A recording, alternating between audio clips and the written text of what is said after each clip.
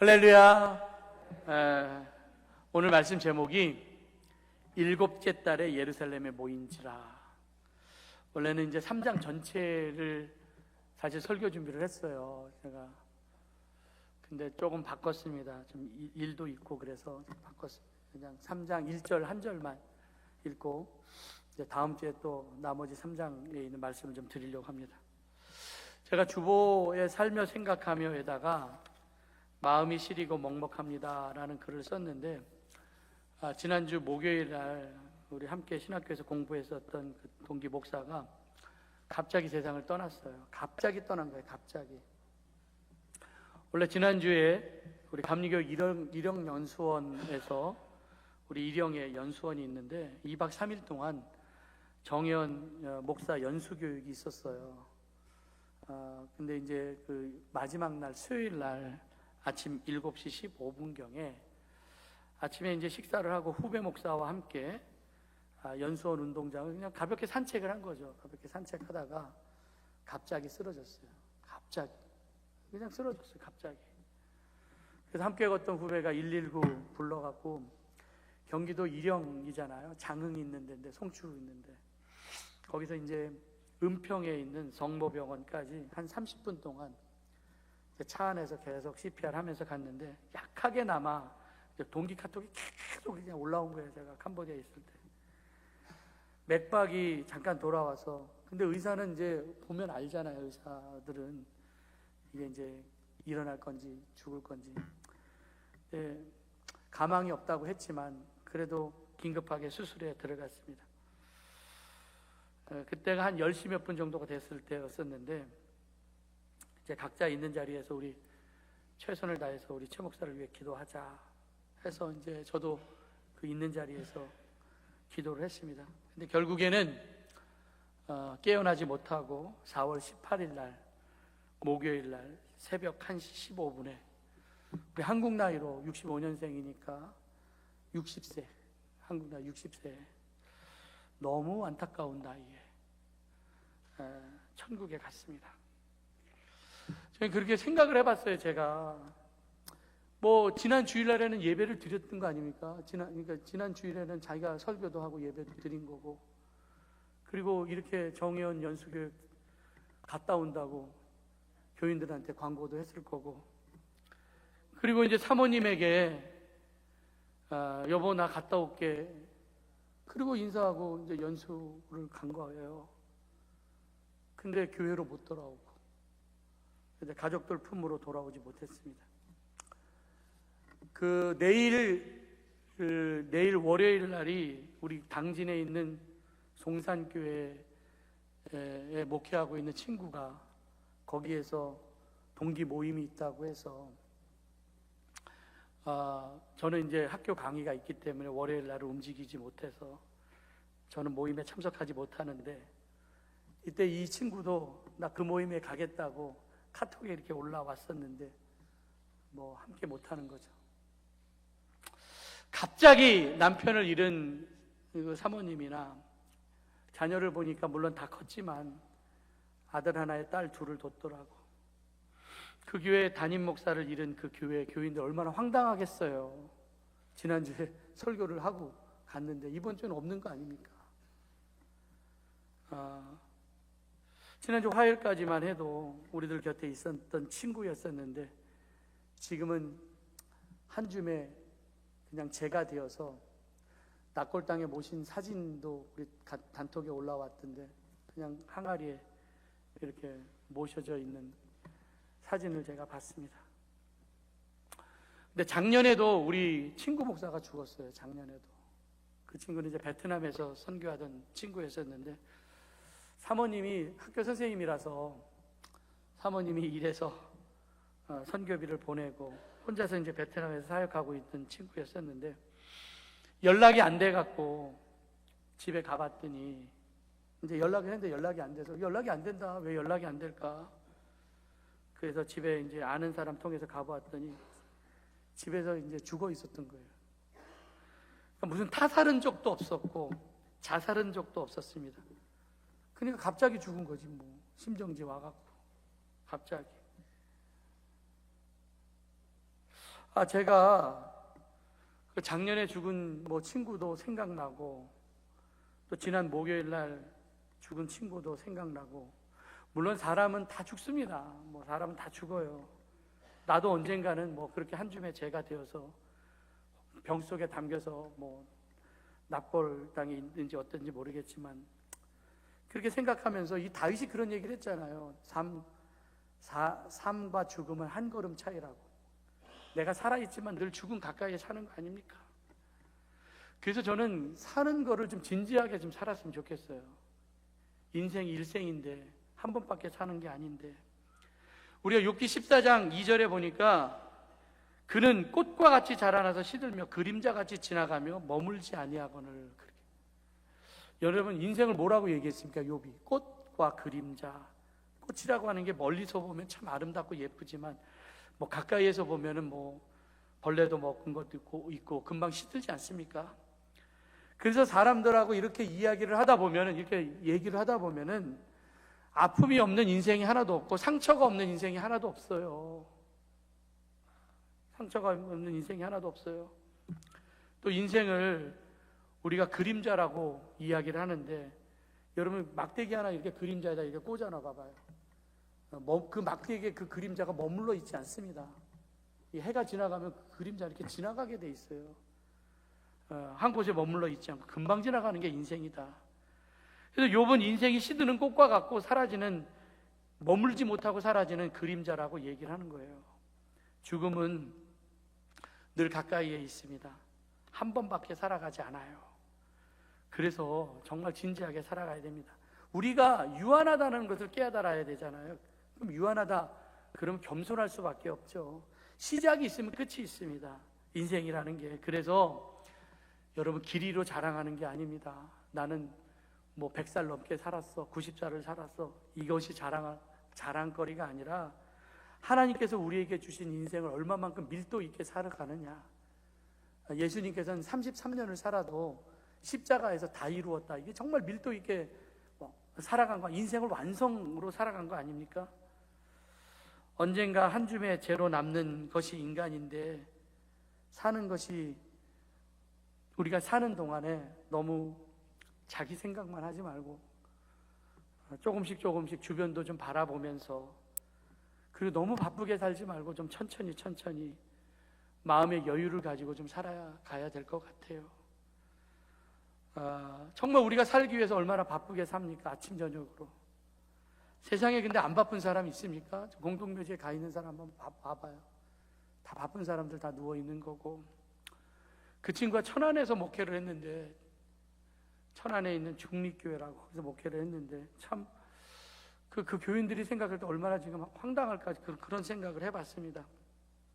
우리가 천년만년 사는 것도 아니고, 우리에게 남아있는 시간이 사실 삶과 죽음은 한 걸음 차이기 때문에 얼마 없어요. 이번 주 수요일날 강화로 이제 소풍을 가는데, 저는 그냥 좀 여유 있는 시간이 되었으면 좋겠습니다. 그냥 시간에 쫓기지 아니하고 조금 복잡한 생각 내려놓고, 정말 가고 싶어도 가지 못하는 분들도 있어요. 아파서 못 가든 바빠서 못 가든 일 때문에 못 가든. 내년 봄에 가야지. 여러분, 내년 봄에 우리에게 있을 수도 없을 수도 있습니다.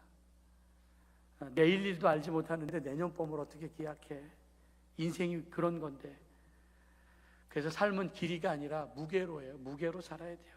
내가 얼마나 오래 살았느냐, 이게 자랑거리가 아닙니다. 어떻게 살고 있는가. 우린 조금 더 젊게 살려고 하고 안 죽으려고 노력을 하죠.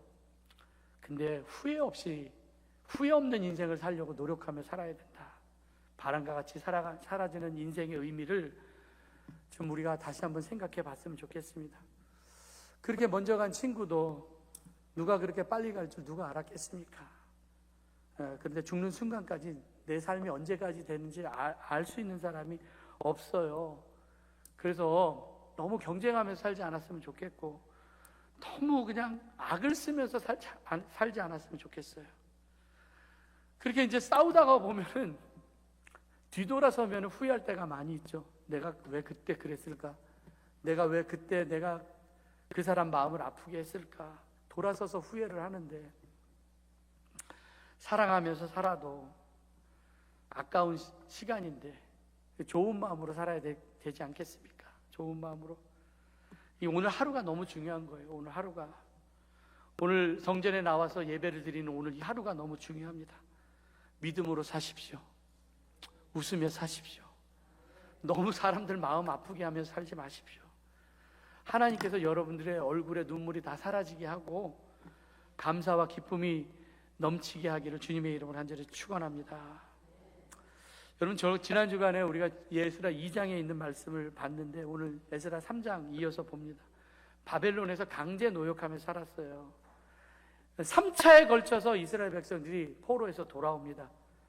그래서 에스라를 우리가 이제 두 부분으로 나누는데 1장부터 6장까지는 스룹바벨의 이야기가 나와요. 1차로 포로에서 돌아온 사람들이 성전 재건하는 이야기, 스룹바벨 성전을 건축한 이야기가 1장부터 6장까지 나오고, 그 다음에 이제 7장부터 시작해서 10장까지는 2차로 돌아온 사람들, 에스라가 주인공이죠. 막 신앙 개혁에 대한 이야기가 나옵니다. 그리고 이제 그 뒤에 나오는 게 에스라 느헤미야서잖아요. 느헤미야는 3차로 돌아온 사람들, 느헤미야가 주인공이죠. 53일 만에 무너진 성벽을 수축하고 그리고 수문학광장에 모여서 말씀대로 살겠다라고 하는 그런 이야기들이 쭉 나옵니다.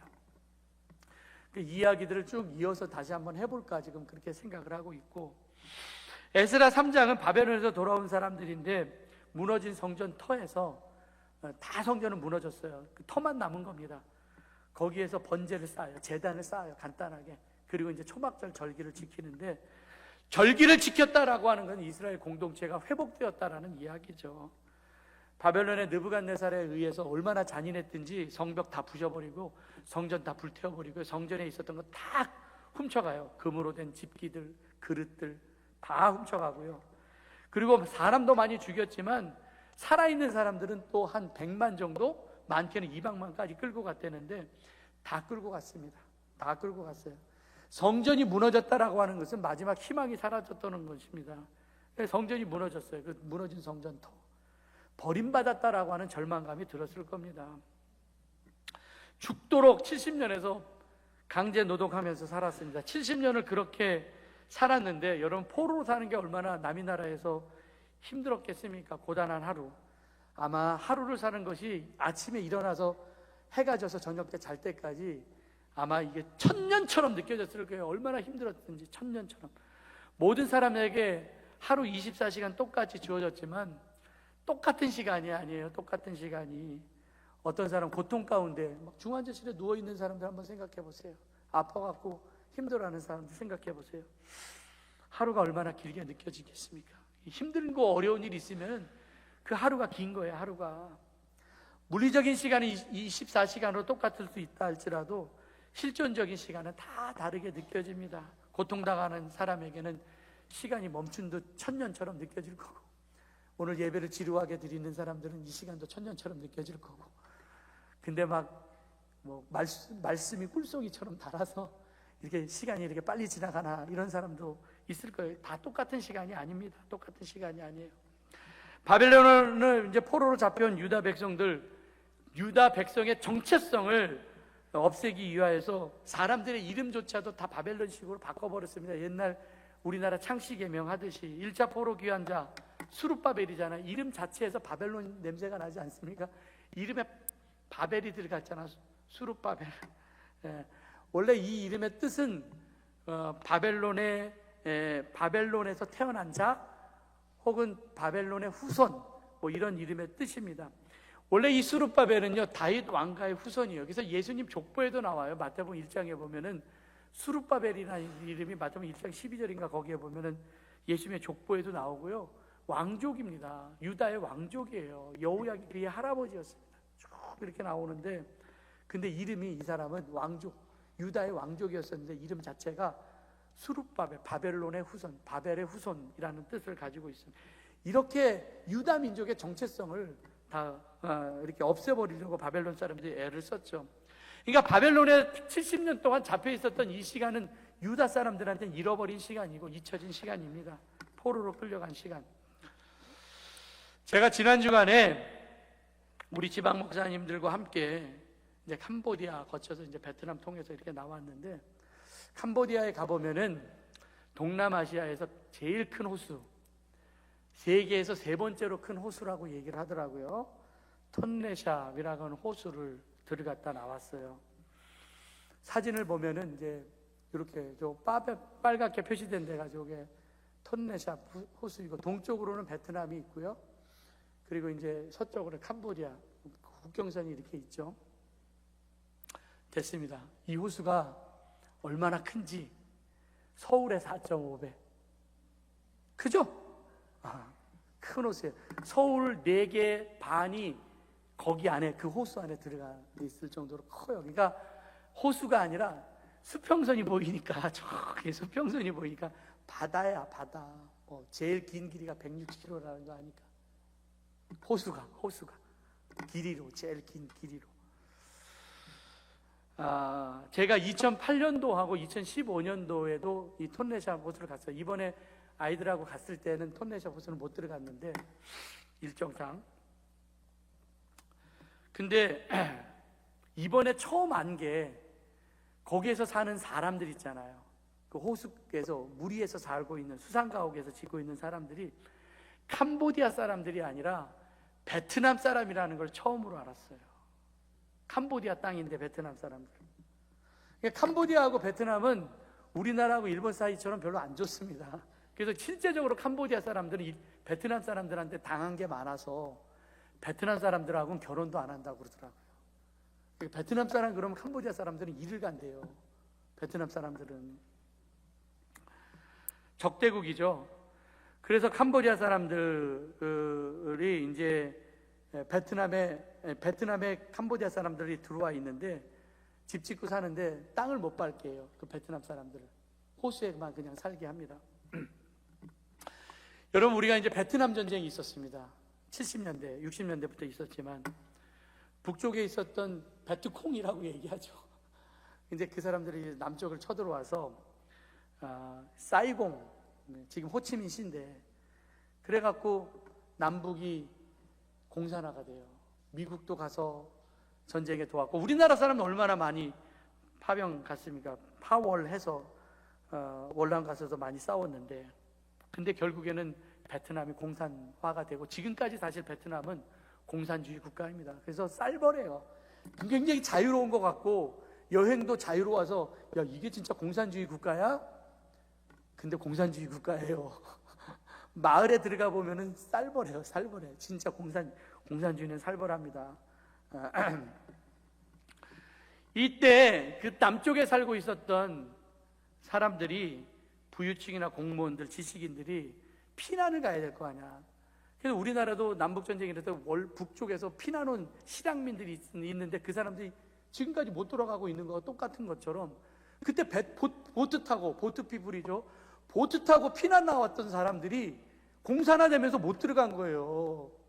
그리고 나서 이제 그 강하고 메콩강하고 톤레샵 호수하고 이렇게 쭉 연결이 되어 있는데, 그러니까 우기 때가 되면 영류에서 바닷물이 이렇게 쭉 들어간다고 그래요. 우기 때가 되면 바닷물이.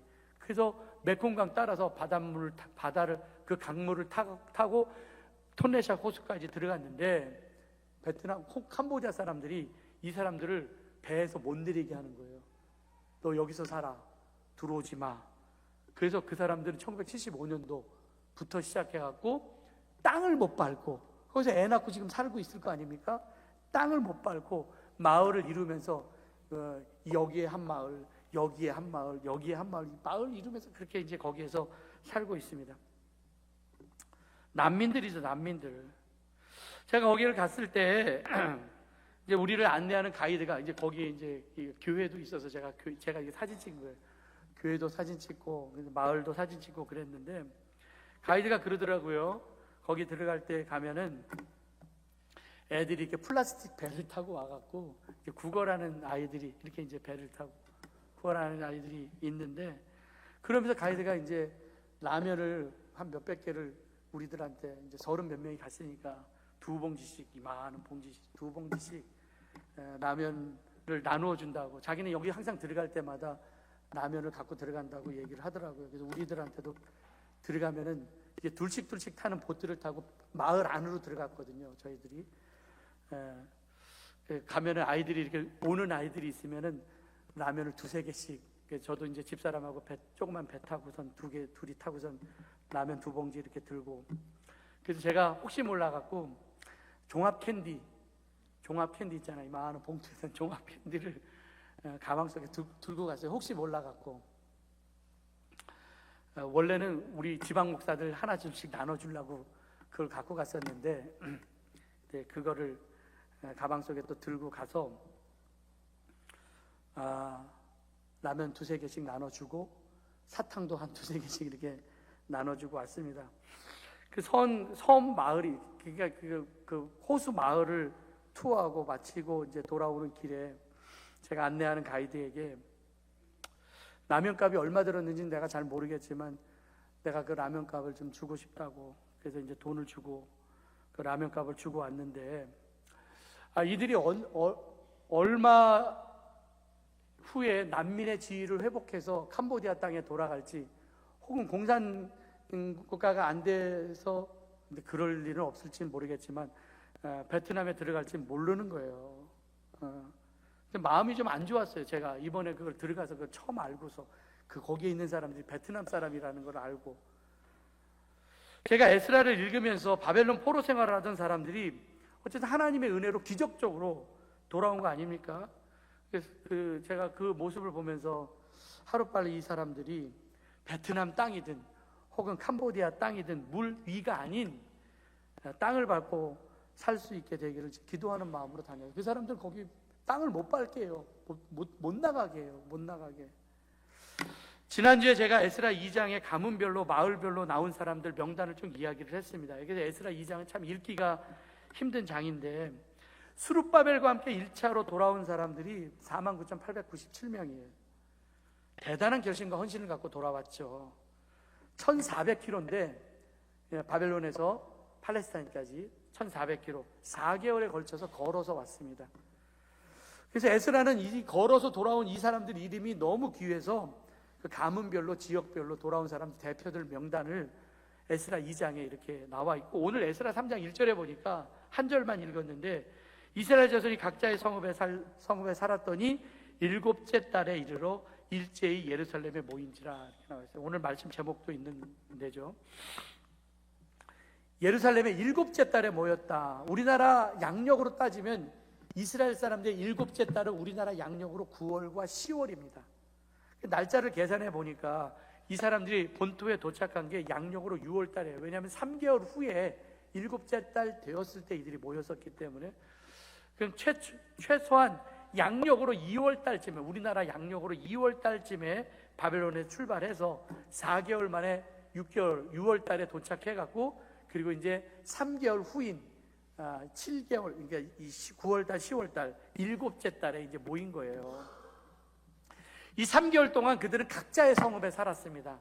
한 곳에 모여 산 게 아니라, 나는 홍성에 가서 살게, 나는 뭐 천안에 가서 살게, 나는 아산에 가서 살게, 뭐 이렇게 살았을 거 아닙니까? 그러다가 3개월 만에 다시 예루살렘에 모인 거예요. 7개월째 되는 해에. 3개월 동안 뭐 집도 구했을 거고, 혹은 뭐 먹을 것도 먹고 살아야 되니까 일거리도 찾아야 했을 거고, 그리고 이제 7째 달에 함께 그 거친 광야길을 4개월 만에 같이 걸어왔었던 사람들이 함께 모인 거예요. 그래서 어떻게 지냈어 하면서 감격적으로 모였을 거 아닙니까? 근데 왜 이 7개월째 되는 날이 이스라엘 백성들에게 중요한 날이냐? 레위기 23장에 보니까 이스라엘 백성들이 지켜야 될 절기 3개가 나오는데, 7개월째에 지켜야 될 절기, 레위기 23장 24절 보니까 7째 달 그 첫날, 그러니까 7월 1일이라 나팔을 불어 기념한 날이요. 7월 1일 날 나팔절입니다. 새해를 알리는 절기에 나팔을 푹 불고, 우리나라로 얘기하면 송구영신 예배, 트럼펫을 불고 한 해를 시작하는 거죠. 나팔 불 때 다 모였습니다. 나팔절. 그리고 레위기 20장 27절에 보니까 7째 달 열흘 날 속죄일이니 너희는 성회를 열고 스스로 괴롭게 하며 여호와께 화제를 드리고, 7월 10일 속죄의 날, 마음을 치고 가슴을 찢으며, 그날은 대상이 지성소에 들어가고 자기 죄와 그 백성들의 죄를 회개하기 위해서 들어가는 날이에요. 7월 11일. 그 23장 34절에 보니까 7째 달 15째 날 초막절이니 이래 동안 지킬 거라. 그러니까 7개월 15일째 되는 날은 7일 동안 초막절 절기를 지킵니다. 여러분, 초막절 절기는 이스라엘 백성들이 광야에서 나와서 초막 텐트를 지고 살던 날을 기념하면서, 야, 우리나라 우리 조상들이 이렇게 힘들게 살았어 하면서 그들은 7일 동안 초막절 절기를 광야에 가서 지키거든요. 지난번에 팔레스타인하고 이스라엘 전쟁할 때에도 초막절 절기 때에 전쟁이 일어난 거예요. 초막절 절기 때. 이 기간 동안에 이제 광야 가운데 굶어 죽지 않게 우리를 먹여 살리신 하나님의 은혜를 기억하면서 이 절기를 지킵니다. 우리가 항상 하는 얘기지만, 제가 항상 하는 얘기지만, 절기가 왜 중요해요? 절기가 그날을 기억하라고. 그래서 그날을 지키는 거 아닙니까? 인간이라고 하는 게 이 망각의 동물이라서 기념일을 정해놓지 않으면은요 다 까먹습니다. 기념일. 그래서 나라에서도 뭐 3.1절도 만들어 놓은 거고, 놀라고 만들어 놓은 게 아니에요. 현충일도 만들어 놓은 거고, 광복절도 만들어 놓은 거고, 빨간색을 딱 해놓고서 기억하라 강조해 놓은 거 아닙니까? 또 부모님의 은혜 기억하라 그래서 5월 8일, 스승의 은혜 기억하라고 뭐 5월 15일, 뭐 이렇게 1년 365일 우리가 살지만 그 364일은 안 기억해도 좋아.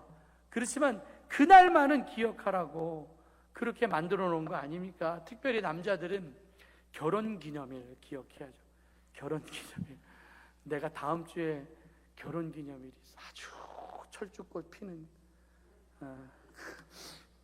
꽃보다 아름다운 부영이와 결혼한 결혼기념일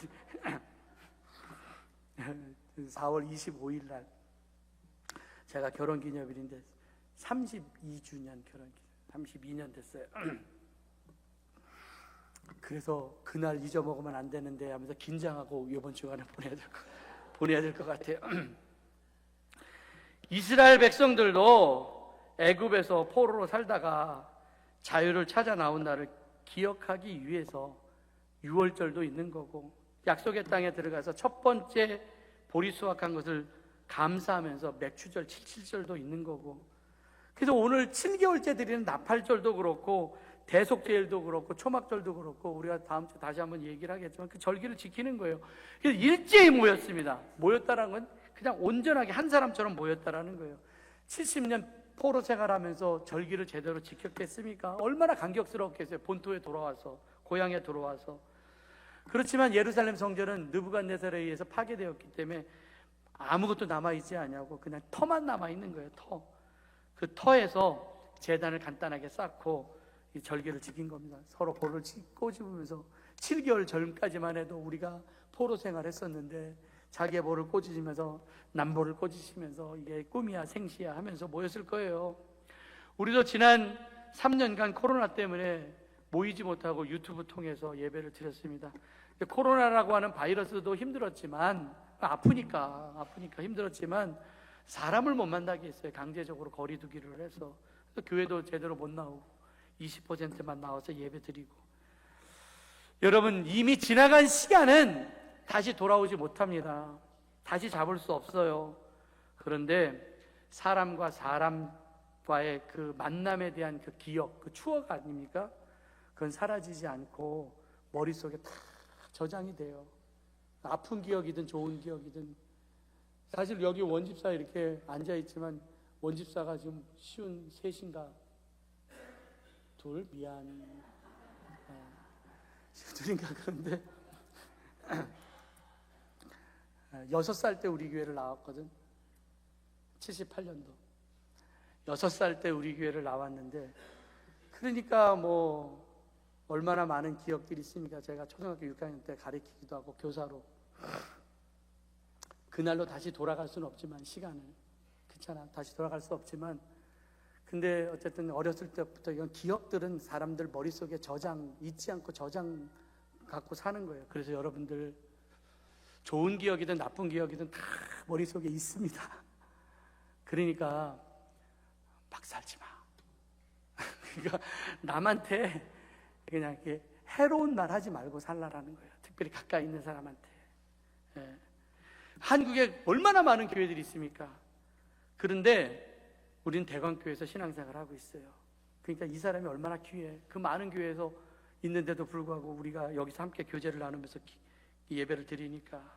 매번 좋은 순간만 있는 거는 아니에요. 사람이 살다 보면 미친 듯이 사랑해서 결혼해도 지지고 볶고 싸우는 게 부부인데 하물며 부부도 아니고 남남인 우리가 취향도 성격도 다 다른데 갈등이 없었겠습니까? 오랫동안 다니다 보면 싫은 것도 있고 꼴보기 싫은 것도 있고 갈등도 있지만 그 사람이 참아줬기 때문에 그래도 그 사람하고 관계를 유지하면서 살고 있는 거예요. 내가 참은 것도 있지만 그 사람이 나를 참아줬기 때문에, 그래서 우리 집사람이 참아줬기 때문에 나하고 32년 지금 같이 사는 거예요. 내가 참아줬다기보다는 그냥 우리 집사람이 참아줬기 때문에. 그러니까 담아내지 못하는 작은 마음이 문제이다라는 겁니다. 소중하게 생각하고 살아야 돼요. 사람은요, 얼굴을 보고 살아야 돼요. 안 보면 병이. 그래서 하나님께서 아담을 만들어 놓고 혼자 있는 게 보기 좋지 않아서 아담을 위해서 하와를 만들어 준 거 아닙니까? 사람은 사람이 필요한 거예요. 그래서 돕는 배필을 만들었다. 생명력이라고 하는 게 단절이 아니라 연결입니다. 다 이렇게 연결이, 하나님과 만남 연결이죠. 사람과 사람 만남 연결, 이거 깨지면은요 행복하지 않아요. 아무리 내가 돈을 쌓아놓고 살아도, 그러니까 삭개오, 얼마나 돈이 많아서 쌓아놓고 살아도, 근데 사람들이 맨날 저 삭개오 지나간다고 그냥 욕 먹고 살면은요 배가 불러도 안 행복한 거예요. 그게 돈 많으면 뭐합니까? 사람들은 욕 먹고 사는데. 남자와 여자가 연애할 때 서로 바빠서 그냥 서로 못 만날 수도 있잖아요. 근데 문자가 오는 거예요. 한두 번 이런 문자가 옵니다. 아이고 미안해 자기, 오늘 야근을 해서 내일 피곤한데 다음에 만나면 안 될까? 지금 출발해도 어차피 늦을 것 같은데. 뭐 한두 번은 근데 뭐 그럴 수 있습니다. 진짜로 피곤하고 내일 일도 있고 그러니까. 그런데 한두 번 문자를 받게 되면은요, 이 사람 정말 나한테 마음이 없는 거 아니야? 아무리 바빠도 10분이라도 보고 싶어서 그냥 이렇게 멀리서 달려오는 사람이 있다면 이 사람 정말 나를 사랑하는 사람이구나, 이렇게 생각할 거예요. 그래서 한 번 보고 두 번 보고 자꾸만 보고 싶다가 우리 이렇게 하면 안 되겠다. 그래서 옆에 두고 사는 게 결혼 아닙니까? 요즘 혼자 사는 사람이 많이 늘었죠. 그래서 제가 어렸을 적에 보니까, 내가 어렸을 적에 논 거 생각해 보니까 이건 다 혼자서 놀 수 있는 놀이가 아니야. 뭐 다방구, 술래잡기, 비석치기, 실뜨기도 둘이 해야 되잖아. 혼자서 못 하잖아요. 자치기, 땅 따먹기, 고무줄놀이, 딱지치기, 공기놀이, 구슬치기, 말뚝박기, 혼자서 다 못 놀아요. 근데 요즘에는 핸드폰 보고 혼자서도 잘 놀아. 참 이게 문제예요. 우리가 흔히 사도행전을 성령행전, 기도행전이라고 부르는데, 여러분 성령의 강력한 역사가 있었고 모이면 기도했기 때문에 그렇게 별명이 붙었지만, 근데 사도행전은 사실 모임행전이에요. 모임행전. 얼마나 열심히 모였는지. 120명이 모여서 다락방에 모여서 기도했고, 이렇게 성령 받은 후에 사도행전 2장 44절에 보니까 다 함께 있어 서로 물건을 통용하고 다 함께 있었어요. 2장 46절에 보니까 날마다 마음을 갖춰 성전에 모이기에 힘썼고 음식을 먹고. 얼마나 자주 모였습니까? 날마다 모였다. 그러니까 잘 모이는 것도 능력이에요. 그러니까 이 사람들이 예배만 드리기 위해서 모인 것이 아니라 그냥 떡도 먹고 기도도 하고, 그냥 예배만 드린 게 아니라 좋은 교제도 있었습니다. 사람이 좋아야죠. 정말 목사님도 좋고 교회도 좋고 분위기도 좋고 다 좋은데 저 꼴 보기 싫어서 교회 나가기 싫어, 이러면 안 된다라는, 꼴 보기 싫은 사람으로 살면 안 된다. 꼴 보기 싫은 사람으로. 여러분, 성령은 하나 되게 하지만 악령은 분열시킵니다. 분열되면은요 무너져요. 뭉치면 두부, 흩어지면 빚이라는 얘기 있잖아요. 정말 악령의 역사죠. 악령의 역사. 그러니까 모임이 그만큼 중요한데, 한 번 보면 가까워지고요, 두 번 보면 더 가까워집니다. 근데 한 번 안 보면 그만큼 멀어지는 거예요. 그래서 속별로도 선교회별로도 뭐 하자 그러면 같이 모여서 하는 거예요. 한두 명이라도 모여서 하는 겁니다. 그냥 소풍 간다 그러면은 월차라도 내서 가는 거야. 아무리 바빠도. 왜 모임이 중요합니까? 그 모임에 참석했다라는 것은 마음을 열었다는 거하고 똑같기 때문에. 히브리서 10장 24절 25절에 보니까 서로 돌아보아 사랑과 선행으로 격려를 하며, 모이기를 피하는 어떤 사람들의 습관과 같이 하지 말고 오직 권하여 그날이 가까우면 볼수록 그리하자. 초대교인들 얼마나 자주 모였는데, 그 사람들은 모이는 게 힘들었습니다. 박해 때문에 모이지 말라고 해서, 기독교인들 모이지 말라고, 모일 수 없었지만 근데 목숨 걸고 모였다라는 거예요. 그래서 지금 여러분 옆자리에서 예배드리는 그분들, 내가 모르는 아픔이 있습니다. 그 아픔을 가지고 사는 사람들이기 때문에 내 격려가 필요하고 내 응원이 필요한 거예요. 그래서 서로 사랑으로 돌아보아 격려하라, encourage, 용기를 북돋아주는 말을 해야죠. 욕하고 비난하고 그러지 말고, 사람이 그 한마디로 일어서는 거 아닙니까? 그래서 모이기를 피하는 사람들이 어떤 습관처럼 하지 말아라. 어떤 대상과 나와의 관계를 끊어버리는 거, 이게 참 문제예요. 여러분 모기도 모이면 천둥소리를 낸대. 모기도 하는 소리가 천둥소리가, 모이기만 하면. 물방울도 모이면 바위를 뚫어요.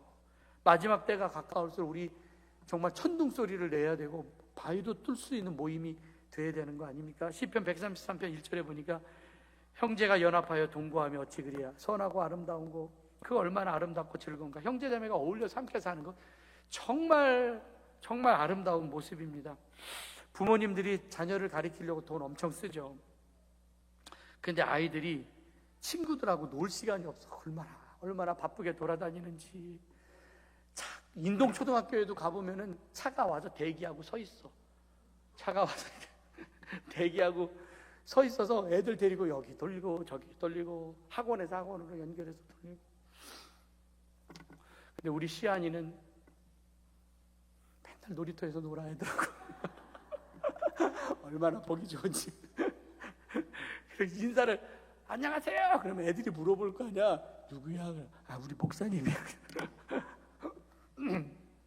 놀이터에서 얼마나 노는지. 아이고, 보기가 좋아요. 애들이 혼자 이렇게 있으면 싸가지가 없어져. 버르장머리가 없어져. 버르장머리가. 이게 노는 법을 모르다 보니까 이해심도 부족하고, 지 혼자만 알게 되니까, 노는 법을 모르다 보니까 자기만 하는 이기주의가 되고 버르장머리가 없어지죠. 그래서 아이들에게 더불어 살아갈 수 있는 능력을 길러주는 것은 참 중요한데 애들이 같이 놀지를 못해요. 여러분, 가나안 교인이라는 말 들어봤어요? 가나안 교인? 여기 거꾸로 하면 안 나가. 믿기는 믿어. 근데 교회는 안 나가는, 이런 가나안 교인의 퍼센티지가 우리나라 23% 정도 된다고 그러더라고요. 요건 책 제목입니다. 책 표지입니다. 이 연령별로는 40대 남자가 제일 많고, 그리고 이제 20대도 남녀 비율이 굉장히 많다고, 교회 안 나가는 20대들이 굉장히 많다고 그러더라고요. 뭔가 교회에서 상처를 받았기 때문에 안 나가는 거 아닙니까? 상처를 안 받았으면 왜 안 나가겠어?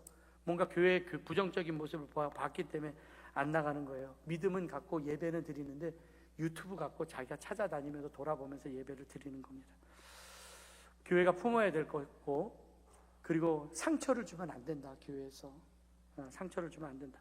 그래서 성도도 바로 살아야 되고, 목사인 저도 마찬가지로 바로 서야 된다, 이런 생각을 하게 됩니다. 실족시키면 안 되니까. 두세 사람만 모여 있어도 성령께서 강하게 역사한다라고 말씀하고 있죠. 여러분들 얼굴만 보아도 좋은 거 아닙니까? 잡담을 나눠도 좋습니다. 일단 모이십시오. 교회 여기 1시부터, 그러니까 우리는 이제 9시 30분부터 5시까지 교회에는 문이 열려 있으니까 9시 그냥 여러분들 교회 와서 커피라도 타 드십시오. 커피는 교회에서 공짜로 드릴 테니까 와서 잡담 떨고 가십시오. 모이는데 힘써야 되고, 교회라고 하는 말 자체가 에클레시아예요. 믿는 자들의 모임. 예수님께서 승천하실 때에도 누가복음 24장 49절에 약속하신 것을 너희에게 보내리니 너희는 위로부터 능력 입혀질 때까지 이 성에 머물라라고 하는 게 모여있다라는 거 아닙니까? 모이라는 거. 사도행전 1장 14절 마음을 같이하여 오로지 기도에 힘쓰고, 마음을 같이 했다는 거 모이는 거 아닙니까? 그래서 모인 수가 120명이 되었고, 마음을 같이하여서 모였을 때 그들이 성령 받았다라는 겁니다. 결론입니다. 오늘 말씀 제목이 일곱째 달에 예루살렘에 모인지라. 정말 자유와 해방을 가지고 바벨론에서 이들이 왔어요. 그리고 나서 이제 7개월째 되었을 때 그들이 예루살렘에 모였습니다. 모였다. 물론 예배로 모이고 절기 지키기 위해서 모였지만 중요한 거는 모이는 게 중요해요. 그래서 7월 1일 날 나팔절, 그 다음에 속죄일, 그 다음에 초막절 절기로 지켰는데, 어쨌든 신앙 공동체가 이런 절기를 지켰다라고 하는 것은 공동체가 회복됐다라고 하는 거 아닙니까? 70년 동안 바벨론의 포로에 살면서 절기를 제대로 지키지 못하고 살았어요. 명절을 지키지 못하고 살았는데, 이제는 자유롭게 고향 땅에 돌아와서 무너진 성전터에서 번제단, 제단을 쌓고 절기를 지키는 겁니다. 그래서 소망을 잃지 않고 그대로 그들이 왔기 때문에 일제에 모인 거 아닙니까? 오늘 우리도 마찬가지예요. 오늘 정말 절기를 사모해야 돼요. 명절 다 사모해야 되고, 그 은혜를 잊지 않기 위해서 나를 기억하면서 살아야 됩니다. 그 날 피하여 지나가지 말고, 70년 세월, 이게 짧은 세월이 아니죠. 왜냐하면 한 사람이 태어나서 성장하고 나이 들어서 뭐 강건하면 80도 90도 살지만 내 친구는 60살에 죽었잖아. 그냥 정말 70년 못 살고 죽는 사람도 많아요. 한 70년이라는 게 태어나서 사람이 죽을 때까지의 시간입니다. 바벨론과 바사, 페르시아의 종교와 세속문화에 영향을 받을 수 있었지만, 그래도 그들은 하나님 말씀대로 규례대로 모였습니다. 이방 땅에 살아도 그날을 기억하고 잊지 않았다라는 거예요. 우리 교회가 잘 모이는 교회가 되기를 바라고요. 이 모임이 회복되어서 예배를 통하여 하나님 만나고, 또 그 만남을 통하여서 우리 성도들 간에 좋은 교제가 있어서 우리 마음 가운데, 우리의 삶 가운데 이 회복과 부흥이 일어나기를 주님의 이름으로 간절히 축원합니다. 네, 기도하겠습니다. 사랑과 은혜가 많으신 아버지 하나님, 감사합니다. 우리가 회복과 부흥이 일어나게 하여 주시고, 일어나 빛을 발하는 우리가 되게 하여 주시고, 우리의 만남을 정말 소중하고 귀하게 여기게 하여 주셔서 예배를 통하여서 하나님 만나게 하여 주시고, 서로 성도들 간의 만남을 통해서 친밀한 교제가 있게 하여 주시옵소서. 예수님의 이름으로 기도드렸사옵나이다. 아멘.